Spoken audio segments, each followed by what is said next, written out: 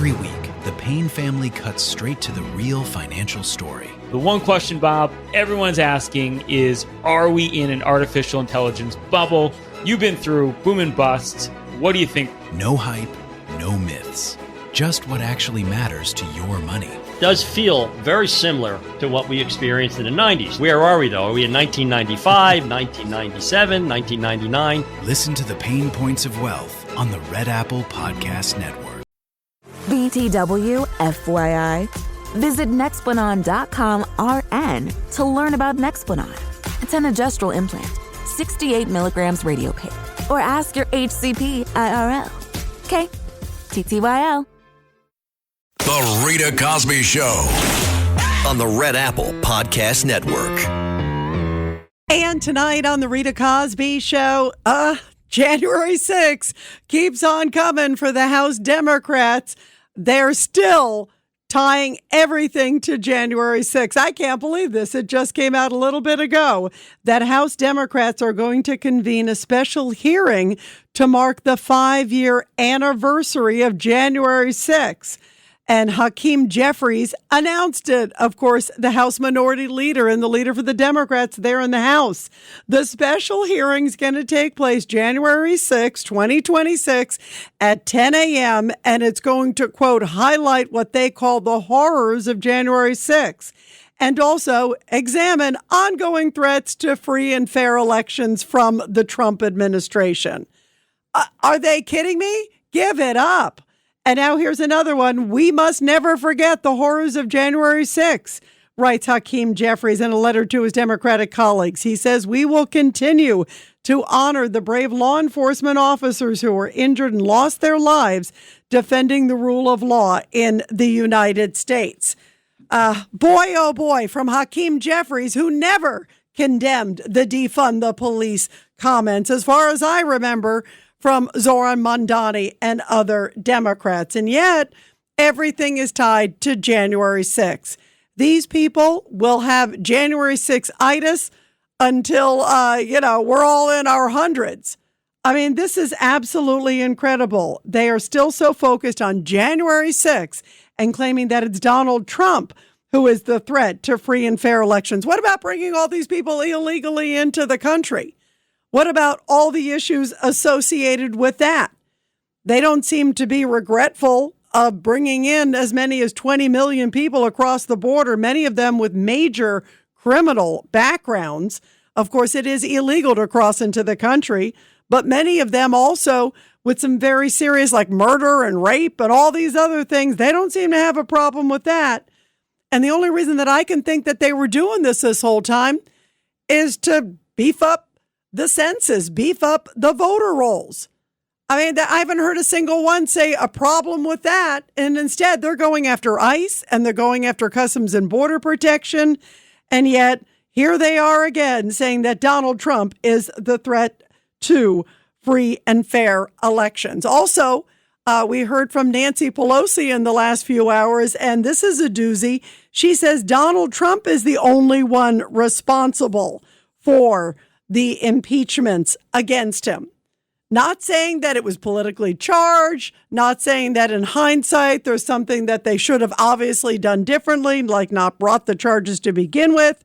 No, she says that Donald J. Trump solely is responsible for the impeachment, that they're not planning to impeach him again if they take the House, but that's what they said the first time. I guess suddenly the facts just were so overwhelming, right, Nancy Pelosi? And I guess that's what she's thinking for round 2. You can bet the Democrats are absolutely planning to do that. You got Al Green, you got the Shree guy who's there in Michigan with the crazy hair. All of those people are hell-bent on going after President Trump, no matter what. It is absolutely extraordinary that she's blaming all the impeachments, no self-reflection, no issues. And let's talk about January 6th. Let's remember the video. Remember of Nancy Pelosi running down the hallway with her daughter. Remember saying, we should have had security. Yeah, you should have had security. And it came out that the head of the Capitol Hill Police was requesting it from, indeed, her office, from Nancy Pelosi's office. So there's a lot of blame to go around there for January 6th, and she has still never been called to testify. Why has she never been called to testify?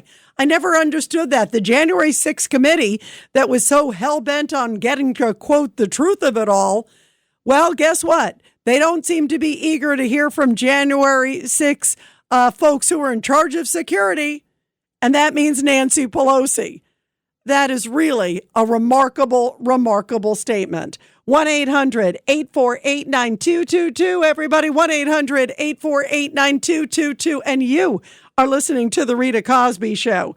Meantime, in the middle of all of this, Eric Adams, the New York City mayor, he is watching what's going to happen to New York City because Zohran Mamdani will be sworn in as the next mayor at midnight. And we're hearing that the mayor-elect is going to take the oath of office at midnight at a private ceremony in the old City Hall subway station. Mamdani says it's symbolic of who he's fighting for, a city built by and for New Yorkers. Then he's going to hold a public swearing in and a block party down the Canyon of Heroes. That swearing in publicly is going to be done by none other than Bernie Sanders, his progressive idol. And in the middle of all this, Eric Adams doesn't know if he wants to go or not. I don't blame him. He says that he doesn't want to disrupt.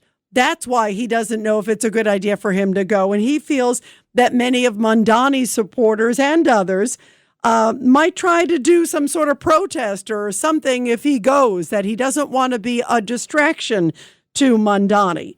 He's also been pretty vocal in the last few days, especially about Mamdani. I mean, he's been doing that all along through the campaign, too, as well, saying that this man is essentially a danger to New York and a danger to safety in New York. He's seeing this guy who's saying he's not going to do sweeps of the homeless encampments. He's not going to do a lot of things. And that is a major, major problem for New York and what could lay ahead for the city under Zohran Mamdani. We're also getting more word of some of the folks that Zohran Mamdani is planning on having on his team. And already on his transition team, it's like a freak show in a lot of ways. The latest one is a person named Kazia Fuzia. She's a self-described revolutionary organizer, and she made some pretty incendiary comments not that long ago in 2020 during a discussion about Black liberation movements. And in the comments, which was aimed at Bangladeshi and other South Asian families, this came out around the same time as the Black Lives Matter protests. She essentially called NYPD relatives killers. She was angry that fellow Bangladeshis were celebrating relatives who joined the NYPD, the greatest police force in the country, because she says they could become killers if they joined the NYPD. She said, "What are you proud of? That your relative would become a killer one day or brutally beat our people?" That's an incredible statement from someone who said this just 5 years ago. She's on Mamdani's transition team for worker justice. And of course, she joined so many of these others that have been on board, including, remember, this Catherine Almonte da Costa. She was supposed to be head of appointments. She only lasted about 24 hours because her very vile anti-Semitic comments came out. But what is Mamdani doing, or his team doing, stacking it with a bunch of radicals? Earlier today, we talked on Cats and Cosby with Hank Scheinkoff, who is the great political guru. And this is what Hank said about these people that Mamdani is putting on his team. Well, Rita, why should anybody be surprised? You know, we know where he comes from. He comes from the Democratic Socialists of America. He does not come from the Democrats. He comes from the Democratic Socialists of America. If you go back and you look at their websites over time, what you'll find is definitive anti-Israel, which means anti-Semitism, unquestionably so, definitively anti-cop, definitively defund, definitively a lot of things that a lot of us don't like. So what's the surprise? You know? Yeah, I guess the one thing I will say is he's living up to his campaign promises. That's a rarity for a politician. You know, he was saying he was going to be different. He was sticking to his guns. Remember, he never denounced globalize the intifada. He just said he wasn't going to use it anymore because some people found it offensive. He was telegraphing who he was. And now New Yorkers are going, uh-oh, this guy is about to become mayor in a matter of days. The reality is setting in. And speaking of radical, I had to play this comment. I can't believe this. This is a Michigan imam, it's been reported. And listen to what he says. This is in the United States of America, which is why you got to keep an eye on radical groups. And he essentially says that Muslims are a superior group because they're not afraid to blow themselves up. Like that's something heroic. Listen to what this imam recently said. It's all over social media. Look at the system that we live under. Allah subhanahu wa ta'ala, he says in the Quran, he talks about, he uses the word batil. System of the kuffar is batil. Anybody know what that word means? Batil. Batil meaning it is unaccepted over the unbelievers, that the Muslims always have of the unbelievers, and that is, we should not fear death. And that lack of fear of death is what has always given us power over them. I remember years ago, Ronald Reagan, a situation where somebody had jumped into a vehicle, I think it was in Africa, and they ran the vehicle into this huge building and blew it up and killed a whole bunch of people. And they came to Ronald Reagan to ask him about that. And he said, and I'm not a good imitator, he said, how in the world do you expect to stop a man who is sitting in a truck full of explosives and he's running into a building saying, God is great? I mean, he couldn't understand that. It's when you reach that level where your love of this world is replaced by the love of the hereafter. And therefore, the removal of the fear of death is no longer there. You got the edge. The Walheim is taken. The softness is taken. All these things are important. The original plan that Allah subhanahu wa ta'ala has given to his creation is caliphship. The Khalifa is the policeman of the planet. So all those badges you see, FBI and Homeland Security, they don't mean anything. The only title that means something is the caliphship, because that is the title that Allah subhanahu wa ta'ala has established and said that this progeny, the successorship that goes all the way back to Adam, alayhi wa salatu salam, they will be the policemen of the planet. So in order for that policeman to exist, there had to be a perfect system. And so Allah subhanahu wa ta'ala, he gave, in the beginning, he sent the caliphship to the Anbiya, to the prophethood. And each prophet brought a brick that added to this house. Maybe they established jihad over here, and Sheikh Al-Bani, rahimahullah, his position was that, that might be fardu kifaya, for some cause that exists in that particular land. But real jihad must take place on a world scale. Why? Because to establish, the purpose of jihad is to establish Dar al-Islam. What is Dar al-Islam? Dar al-Islam is the system of Allah subhanahu wa ta'ala. It's his system. And under that system, it is so fair that it says it is created this piece called the dhimmi peace. And dhimmis are those who are outside the religion. The Jews and the Christians. A lot of words there. And again, that's on American soil. 1-800-848-9222. 1-800-848-9222. Let's go to Joaquin in Pennsylvania, line one. Joaquin, first your reaction to that imam who's saying essentially that Muslims have the advantage because they're willing to blow themselves up. And he's saying that in a mosque in America. Rita, I cannot believe that this is allowed to even go on in this country. The first thing I'm going to say is this: how many of these imams actually are willing to blow themselves up? I don't think of all the terrorists that homicide bombers were actually imams, except that they're the poor sheep that they've deceived into doing their bidding for them. Yeah, that's an interesting point, right? They're inspiring others to do it, but they seem to be just fine.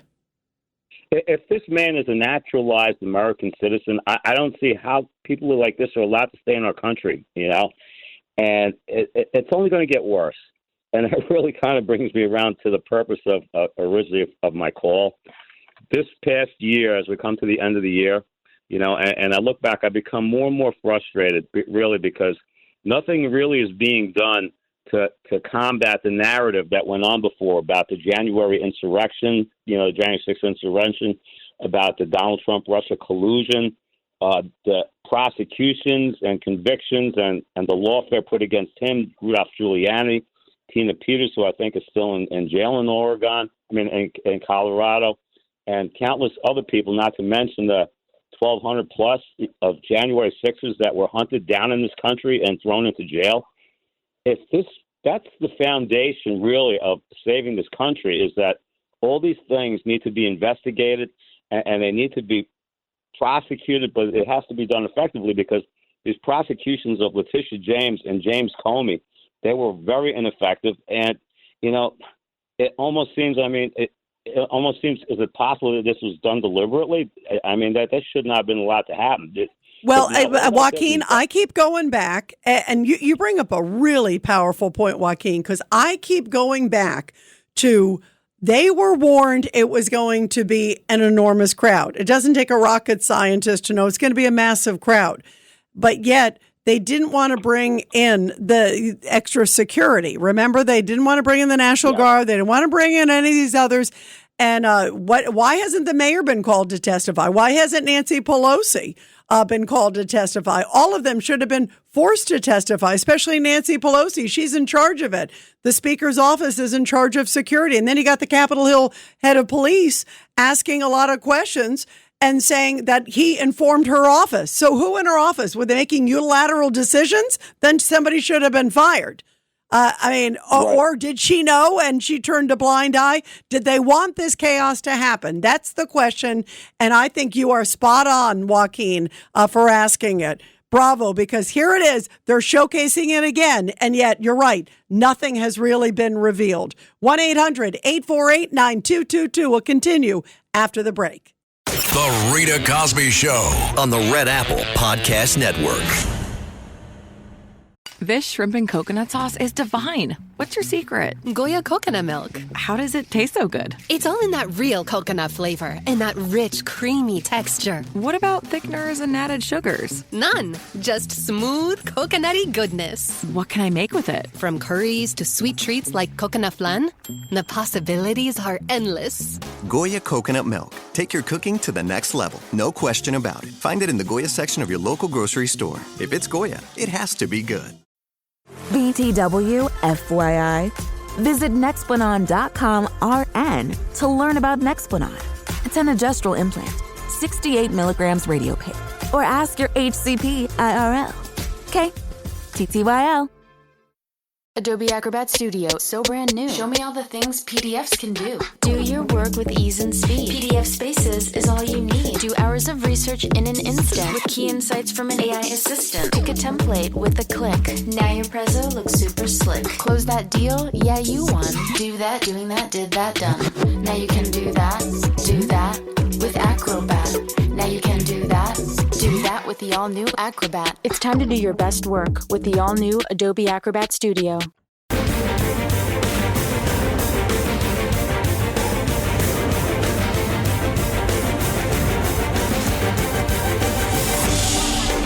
It's the Rita Cosby Show. Well, it is a little Van Halen Unchained, and we're going to be talking about Mamdani, January 6th, and the Dems planning more impeachments. That after the break. The Rita Cosby Show on the Red Apple Podcast Network. This episode is brought to you by Espolón Tequila. Slow, sticky, snoozy. They call these the dog days of summer. But Espolón? They don't do boring. Welcome to the Marg Days. Espolón Tequila. 100% blue Weber agave, born to shake up your summer. Just add lime, agave, and a little attitude. Visit EspolónTequila.com. Espolón Tequila, 40% alcohol, volume 80 proof. Copyright 2025 Campari America, New York, New York. Drink responsibly. Meet the computer you can talk to. With Copilot on Windows, working, creating, and collaborating is as easy as talking. Got writer's block? Share your screen with Copilot Vision to help spark inspiration, and use Copilot Voice to have a conversation and brainstorm ideas. Or maybe you need some tech help. With Copilot Vision, Copilot sees what you see. Let Copilot talk you through step-by-step guidance so you can master new apps, games, and skills faster. Try now at windows.com/Copilot. Say hello to the all-new Alexa Plus and see how Alexa can do so much more for you. Need tickets to see your favorite artist? Craving your comfort restaurant? Just sit back, relax, and talk naturally. Alexa's on it. It learns your style, anticipates what's next, and makes it happen across Echo, Fire TV, and more. Learn more at amazon.com/new Alexa.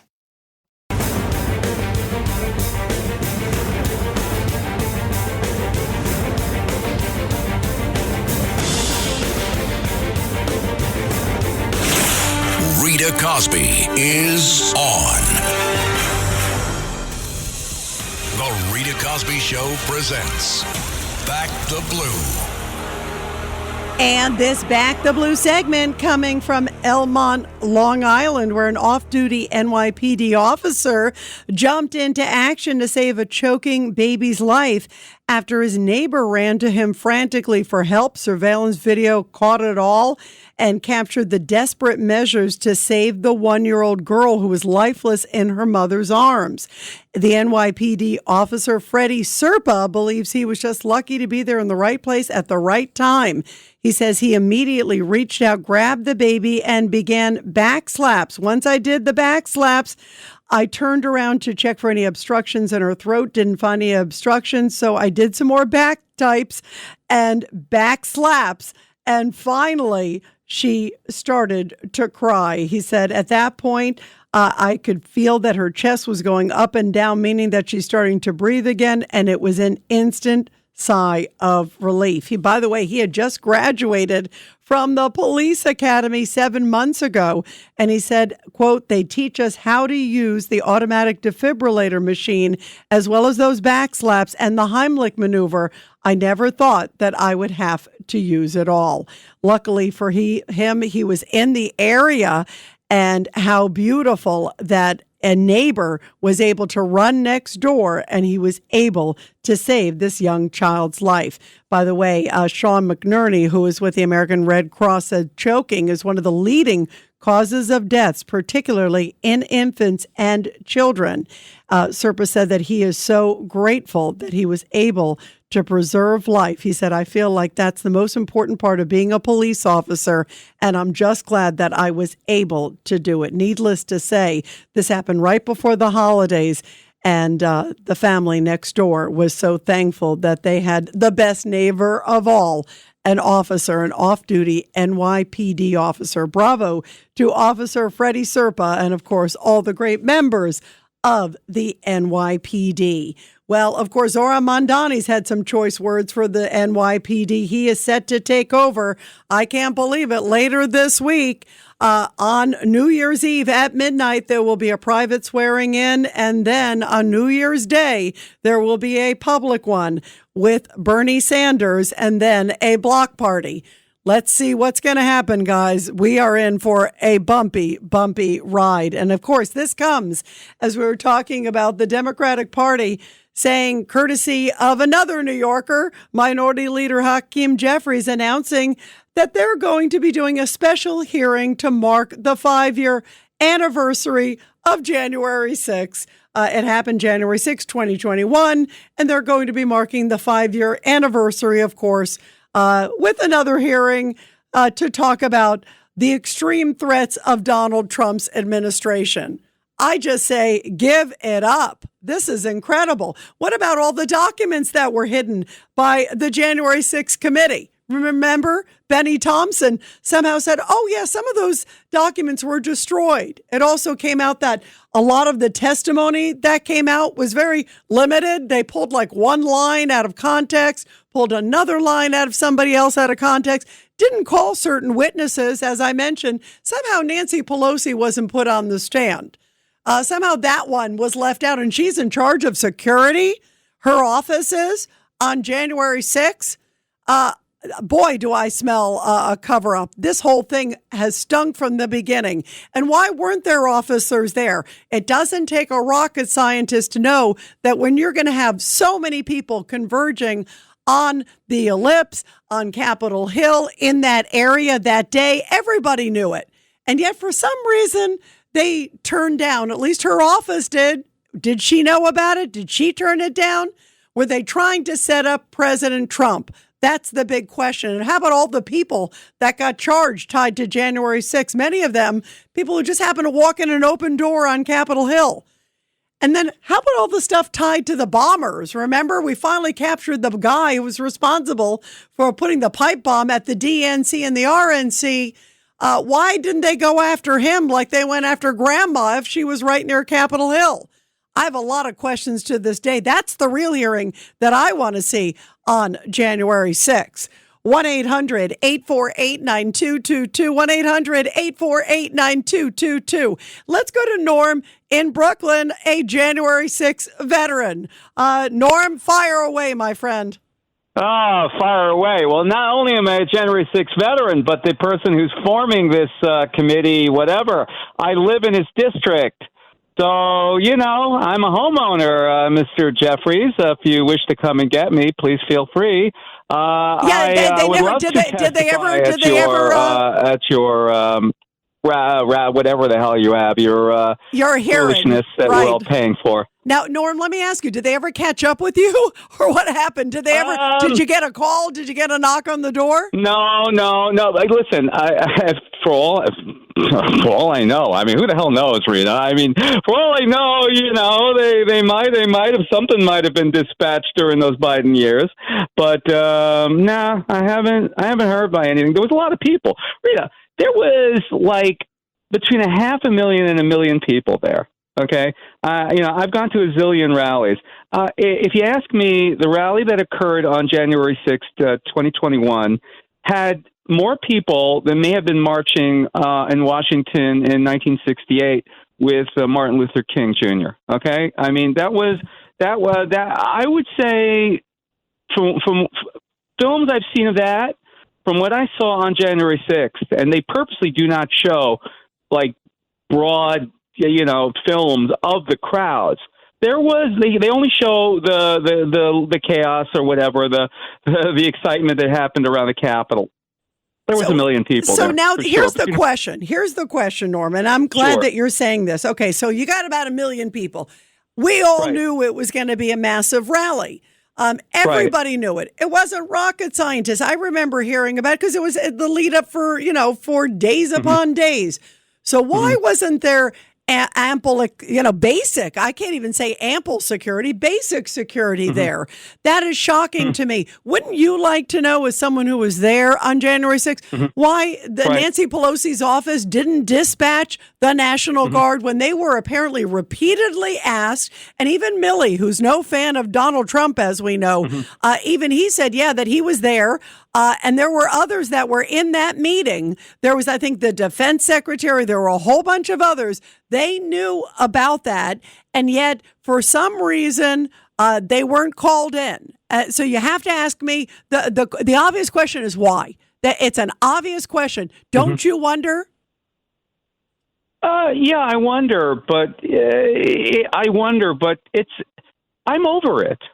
Well, the Democrat, by the way, Norm, I think most Americans. They're not over it. Listen, Norm, I agree with you. I think average American is way over it. I think a lot of them were over it on January 7th, okay? I hear you. But here we are, and that's why when I saw this, I went, you have got to be kidding me. The fact that the Democrats are planning a special 5-year memorial hearing, that to me is shocking. 5 years later, after they had the most biased hearings I've ever seen. they need to create. Listen, they got to have something to turn us, to turn us, whatever. They need a bugaboo. They need a whatever the word is. They need us. They need a devil. Okay, so that's why they have these hearings. They need to create a devil that doesn't exist. Okay. I'm not saying that everybody on January 6th acted wonderful. I mean, there were definitely people that, whatever, went into by the way, absolutely, there were people that were out of hand. But the point is there was no question. And when I see those pictures of the violence, I hate it, Norm. I mean, because listen. Yeah, there's never a reason to push a police officer. They're people who are being killed in our streets, for murder, and they're for all sorts of things. That we have crime, and that should be dealt with. This is a note in history and not much of one. I went to rallies that I felt more excitable even than January 6th, and nobody knows about them. Because you know what? But you know why? You know the reason is because this one fits the narrative that Democrats have had such a history of, being critical of police. I mean, I go back to Zohran Mamdani, who's about to become mayor of New York. Some of the comments he's made in the past about police are just reprehensible. Some of the people around him are reprehensible. And yet, they continue to this day. They continue to beat that drum. That's why, Norm. So I agree with you. I think it should have been over January 7th, 8th, or 9th, or anybody who was pushing police officers or brutalizing police officers. Those people, I think, should be held accountable. But I think the fact that they're continuing to beat the drum, to me, is just astounding. And I do think we need to get to the bottom of it, because I think there's a lot more to the story than meets the eye.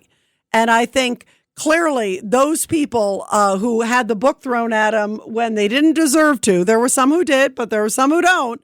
And also, why wasn't there security? Why wasn't there basic security? Is there a big cover-up? And if there is, that needs to come out too, Norm. Great points, Norm, especially because you were there. Thank you very much, Norm. Let's go to Mike in South Carolina on line 4. Go ahead, Mike. Hey, long time no speak, Rita. You too. Merry Christmas and upcoming New Year. We miss you, Mike. Go ahead. We miss you. Well, I had some medical stuff going on, orthopedic, whatever. But anyway, thanks, Rita. But, I'm laughing my butt off. Nancy Pelosi, you think she would have provided some security, right, at the January 6th? And this Hakeem, I've never seen anyone talk with his fingers and his hands, and now he wants to have a 50-year anniversary of January 6th. Give me a break. Give me a break. And Mamdani, the socialist, he's taking over, and what a far left demon he is. He even spoke about, Rita, it's either from one of his friends or comrades, that New York deserved 9/11. What?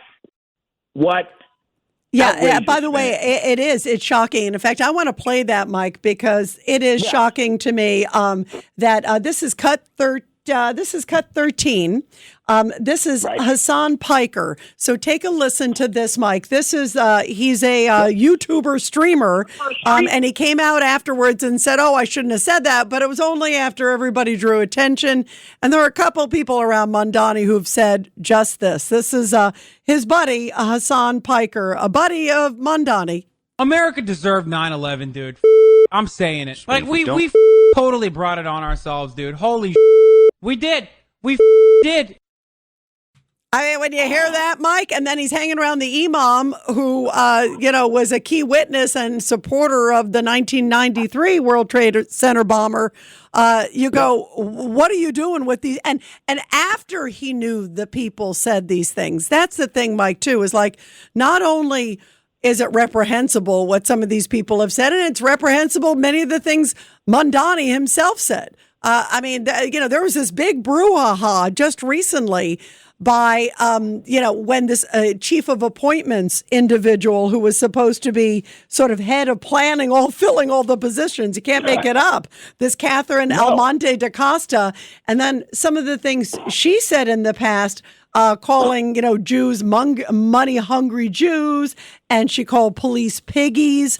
I mean, they're horrible comments. but I could read back a lot of the things that Mamdani himself said that I found very reprehensible. So why was he able to get elected?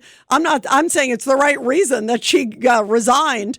But Mamdani made it sound like, well, she resigned and, it's not appropriate. Right. Well, what about your comments, Mr. Mamdani, Yeah, without a doubt. And Mamdani, some of these people have convenient amnesia. Did they forget what they said? Oh, I never said this and this and that. And I'll tell you this, Rita, while you were in Normandy, the 80th anniversary, okay, which is fantastic. You were named after your aunt. Thank you. A sniper for Poland's socialist. And your father barely escaped. And look at what Adams did that day. He was in the shadows of one of the boroughs of New York City, and he brings out one of his friends brings out the flag, Joe Biden's flag. Juneteenth. Hey, enough. And this, I got to leave you with this, Rita. Hakeem, AOC, Crockett, Maxine Waters. You better tone down your rhetoric, everybody. You better tone down your rhetoric because it's like putting gasoline on a flaming fire. Yeah, by the way, Mike, that is a very good analogy because you're right. They are like fueling the flames, and we're heading into an election year too, and that's why it's so frightening. I think I worry. What is Mamdani going to do when there's a protest in the street? Is he going to say stand down, or is he going to say, hey, can we double or triple that size of the protest? Keep going. You're doing a great job, no matter the vile things that might be shouted against Jewish residents or blocking a synagogue. We had on earlier today, we had Hank Scheinkoff, political guru, and obviously Jewish. And he said he's worried there's going to be a swastika ending up on a temple and Mamdani's not going to do anything about it. And people are going to feel emboldened. And that is the reality of what many people are afraid of. And I think they're genuine concerns. And I think we're going to be faced with a lot of these things very early on because people are going to feel emboldened that this guy's in office. And this is a guy who not only supports the protests, he was a part of the protests. He was acting in the protests, literally acting in the protests in Grand Central Station. So we think he's going to change his spots when he gets to Gracie Mansion? I don't think so. 1-800-848-9222. We'll continue your calls, everybody, after the break here on The Rita Cosby Show. The Rita Cosby Show on the Red Apple Podcast Network.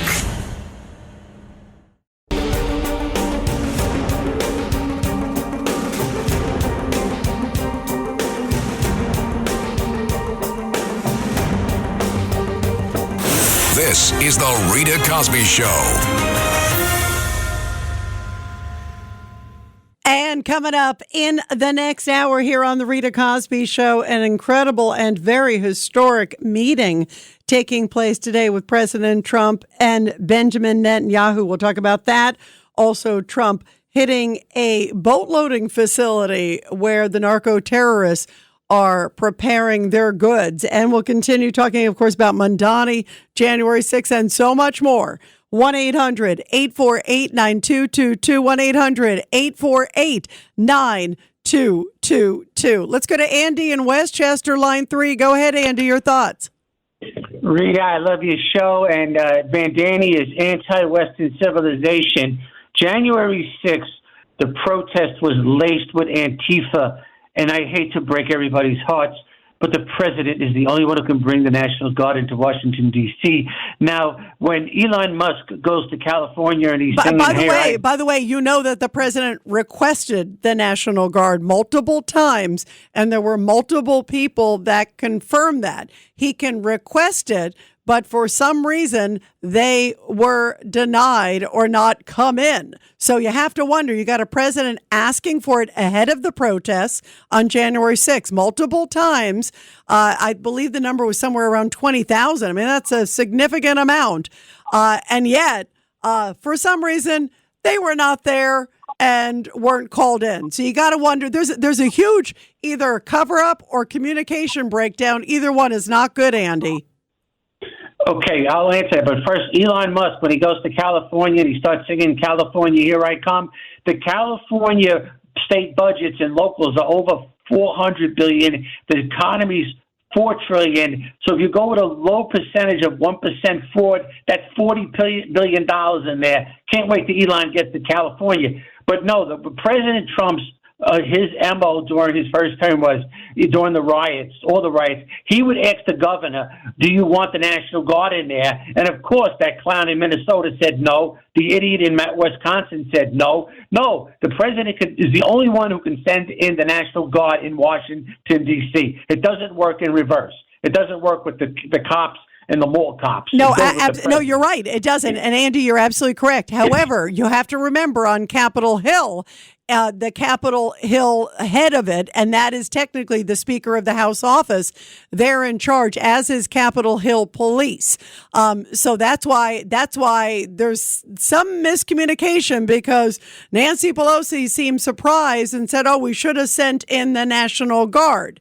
So clearly they got a request because it is the Capitol, and for some reason it was denied. So whether it was her or someone in her office, something went bonkers there, because the Capitol Hill police chief said he was suggesting it. He was asking for it, as was the President of the United States. So there's a lot more to the story, to your point. And your point about fraud, by the way, Andy, you're spot on.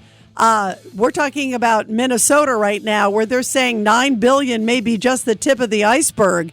And you're right, if it's even just a small percentage in California, which has a lot bigger budget than Minnesota does, that could be a whopping amount of money. I bet there's a lot of blue states where there's a fraud. And now the FBI and DHS, they're on it. We're going to continue your calls, guys. Thanks for listening to The Rita Cosby Show. You can hear The Rita Cosby Show weeknights at 10 on 77 WABC. If you like the podcast, share it with your friends and listen anytime at WABCRadio.com and download the WABC Radio app. Hit that subscribe button on all major podcast platforms. Plus, follow WABC on social on Instagram, TikTok, Facebook, and X. See you next time for a new episode, so you never have to wonder, what the heck is going on here? Every week, the Payne family cuts straight to the real financial story. The one question, Bob, everyone's asking is, are we in an artificial intelligence bubble? You've been through boom and bust. What do you think? No hype, no myths. Just what actually matters to your money. Does feel very similar to what we experienced in the 90s. Where are we, though? Are we in 1995, 1997, 1999? Listen to the Pain Points of Wealth on the Red Apple Podcast Network. Hey, Ryan Reynolds here. Wishing you a very happy half-off holiday, because right now Mint Mobile is offering you the gift of 50% off unlimited. To be clear, that's half price, not half the service. And Mint is still premium unlimited wireless for a great price. So that means a half day, yeah? Give it a try at mintmobile.com/switch. Upfront payment of $45 for 3-month plan, equivalent to $15 per month required. New customer offer for first 3 months only. Speed slow after 35 gigabytes if network's busy. Taxes and fees extra. See mintmobile.com.